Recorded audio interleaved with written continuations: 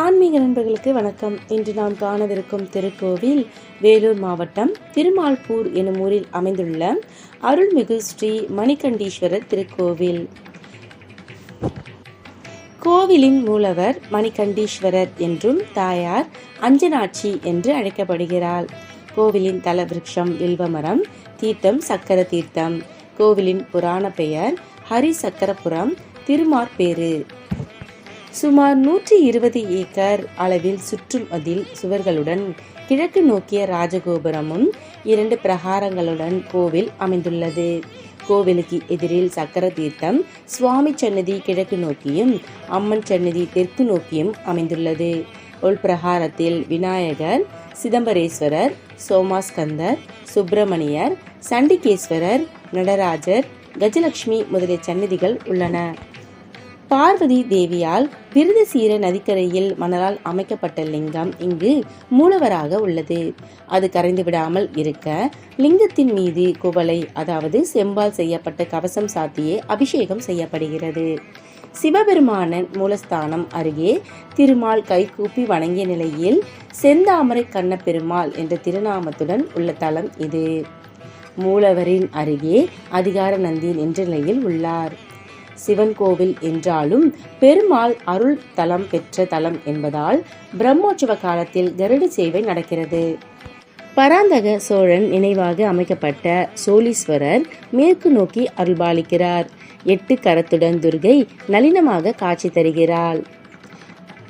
10 கரங்களுடன் வல்லப விநாயகரும் அனுகிரகம் புரிகிறார்.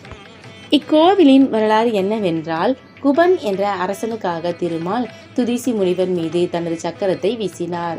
ஆனால் அது முனிவரின் தெய்வீக உடம்பில் பட்டு முனை மழுங்கிவிட்டது. கவலையடைந்தார் திருமால். என்ன செய்வதென்று தேவர்களுடன் கலந்து ஆலோசித்து சலந்தாசுரனை அழிப்பதற்காக உண்டாக்கிய சுதர்சன சக்கரம் சிவனிடம் உள்ளதை அறிந்தார். உடனே இத்தலம் வந்து அம்பிகை பூஜித்த இந்த லிங்கத்தை தினமும் 1000 தாமரை மலர்களால் பூஜை செய்தார். ஒரு நாள் சிவன் திருமாலின் பக்தியை சோதிக்க பூஜைக்கான 1000 மலர்களில் ஒன்றை மறைத்துவிட்டார். திருமால் பூஜை செய்யும் பொழுது மலர் ஒன்று குறைய தனது கண்ணை பறித்து இறைவனின் திருவடியில் அர்ப்பணித்தார். இந்த பூஜைக்கு மகிழ்ந்த சிவன், தாமரை மலருக்காக உனது கண்ணை எடுத்து பூஜித்ததால் தாமரை போலவே உனக்கு கண் கொடுக்கிறேன். இதனால் உன்னை பதுமாஷன் என அழைப்பார்கள். இத்தலமும் திருமார்பேறு என அழைக்கப்படும் என கூறி திருமால் வேண்டிய சக்கரத்தை கொடுத்தருளினார். மேலும் அவர் திருமாலிடம், நீ கூறி வழிபட்ட 1000 நாமங்களால் என்னை பூஜிப்பவர்களுக்கு முக்தியை கொடுப்பேன். அதை சொல்ல இயலாதவர்கள் என்னை தீண்டச் சிவந்தார், சாதரூபர், மணிகண்டர், தயாநிதியார், பவளமலையார், வாட்டம் தவிர்த்தார், சாகீசனர் ஆகிய திருநாமங்கள் சொல்லி பூஜித்தால் வேண்டிய வரம் தருவேன் என்று அருளினார். இத்தலத்தில் ஒரு கணநேர தங்கியவர்களுக்கும் முக்தி அளிக்க வேண்டும் எனவும், இங்கு வழிபட்டால் அனைத்து கோவில்களில் உள்ள லிங்கத்தையும் வழிபட்ட பலன் கிடைக்க வேண்டும் எனவும் வரம் பெற்றார். சிவன் மகிழ்ந்து திருமால் கேட்ட வரம் தந்தருளியதாக வரலாறு.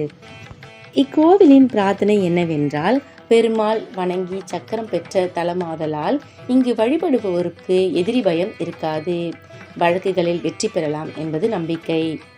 பிரார்த்தனை நிறைவேறியவர்கள் சிவனுக்கு அபிஷேகம் செய்து புது வஸ்திரம் சாத்தி நேர்த்தி கடன் செலுத்துகின்றனர்.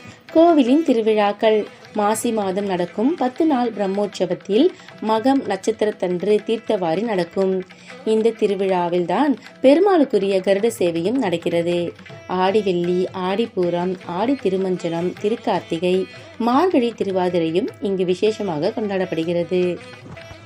சிவனின் தேவார பாடல் பெற்ற தொண்டை நாட்டு தலங்களில் இது 11வது தலமாகும். பக்தர்கள் அனைவரும் இத்திருத்தலத்திற்கு சென்று மணிகண்டீஸ்வரரை வழிபட்டு வாழ்வில் எல்லா வளமும் பெற அன்புடன் வேண்டுகிறோம்.